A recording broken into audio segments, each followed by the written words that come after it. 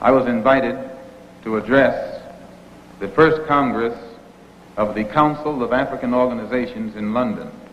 They had a 4-day Congress from the 5th, 6th, 7th, and 8th, and had invited me there to make the closing address and bring the delegates from the various African organizations that are situated on the European continent up to date in regards to the struggle of the black man in this country in his quest for human rights and human dignity.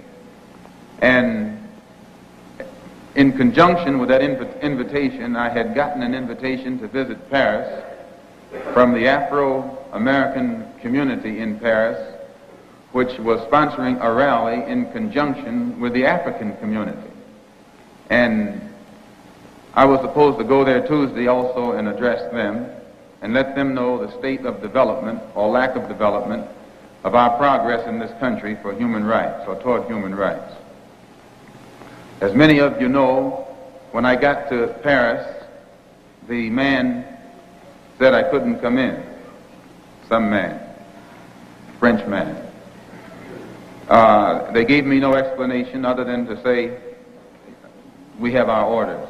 They wouldn't let me phone the American embassy, and they tried to imply that the American embassy was behind it, which I told them that I didn't know de Gaulle had become a satellite of Lyndon B. Johnson. I knew that Kennedy had made a satellite out of Khrushchev and Britain and half of these other countries, but I didn't think that France was a satellite of the United States. Well, this made them angry because they like to be independent, you know, or pretend to be independent. The same thing happened in England. As many of you probably read in the Sunday Times and Tribune, there was a great fear in England concerning me speaking to the West Indian community. And this is because England has a very serious color problem developing because so many of our people are migrating there from the British West Indies. France, quietly as it is kept, has a very serious color problem developing because of the migration to France of our people from the French West Indies. And with these people from the French West Indies, black people going to France, others from the British West Indies going to England, coupled with the Asians who are coming from the Commonwealth territories, along with the Africans from French Equatorial West Africa, formerly into France, and the British possessions into Britain.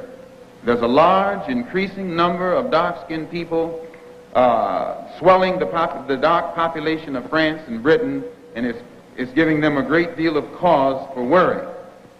The only difference over there and over here being that no one of black skin in France has ever tried to unite the dark-skinned people together, neither have they done so in England. So you can somewhat see what their fear is.